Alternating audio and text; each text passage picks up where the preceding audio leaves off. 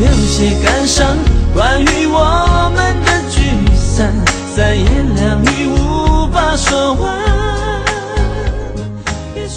虽然我们相处的时间不多了哈，大概只有1、2年的时间哈。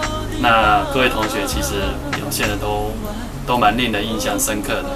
那这也就是我一直坚信我们北科的同学是蛮有实力的一点。那我也相信各位同学将来即使毕业了，那在未来社会的工作呢，或是在人际的一个关系的培养上，我想都会有非常好的一个杰出的表现。那很抱歉不能够参加谢师宴，不过呢，我也在这里祝福各位，未来呢前途是一片的光明。那各位同学如果有什么问题甚至没什么问题也没关系哈。